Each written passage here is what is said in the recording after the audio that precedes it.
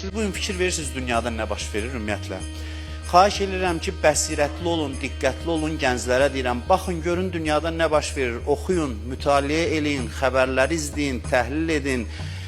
Başınızı qaldırın, baxın ki, dünyada nə proseslər gedir, nə baş verir. Əgər təhlil etsəz, görməmiş olmazsınız. Görərsiniz ki, bugünkü gündə dinlə mübarizə adına nəsə varsa, Allah vəlisini hədəf alıb. Dinlə mübarizə yəni bu. Dinlə mübarizə bugün aparırlar. Nə ilə mübarizə aparırlar? Namazı ilə yox. Orucu ilə yox. Dinlə mübarizə aparırlar böyük dövlətlər. Planlar qururlar dünyada dinə qarşı, din əleyhinə. Siz diqqətlə baxın, görün nəyi hədəf alırlar. Dinlə mübarizə yəni nə?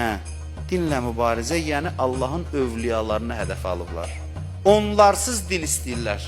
Onlardan dini ayırıb cəmaata o dini vermək istəyirlər. Gedin başınızı qatın o dini. Bunlar belə çatdırır, özləri də cərəyanlar yaradıblar, təkfirsi cərəyanlar. Adlarını da bilirsiniz, onlar yaradıblar.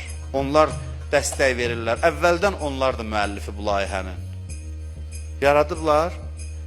Nə deyirlər? Peyğəmbər gəldi, dini çatdırdı və salam çıxdı, getdi. Qutardı Peyğəmbər, bitdi. İndi onun qəbrini də dağıtmaq lazımdır. Onun şəxsiyyətinə bir ehtiramın, hörmətin, hörmət eləməməyin bir mənası yoxdur. Onlar qüdrət tapan kimi nədən başladılar? Bəqidə imamların qəbrini dağıtmaqdan başladılar. Biz həcc ziyarətində olanda mənə üzbəüz dedi orada olan xidmətçilərdən biri. Dedi ki, gücümüz çatsa, inşallah müsəlmanlar yetkinləşsə, kamilləşsə, biz, bax mənə dediyi sözdür, Peyğəmbərin də qəbrini inşallah dağıdacaq. Bunu dedi.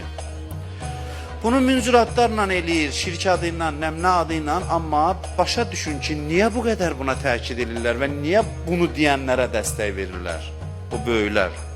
Niyə bunu deyənlərə dəstək verirlər? Çünki din budur, bunu dindən ayırsan, heç nə, ruhsuz bədəndir, ver cəmaata oyuncaq kimi başlı qatsınlar, o dindən heç bir xeyir yoxdur heç kəsə. Amma bizik, bir dənə biz deyirik ki, din yəni Allahın vəlisinə münasibət. Onun vasitəsilə Allaha bağlanmaq.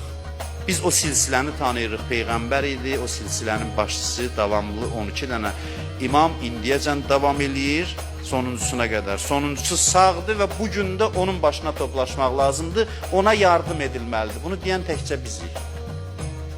Ona görə böyük qüdrətlərin hamısı gücünü səfərbər eləyib bizə qarşı. Çünki bu sözü deyən bizik. Biz o ipi itirməmişik. Bu məclis onun bir təzahürü.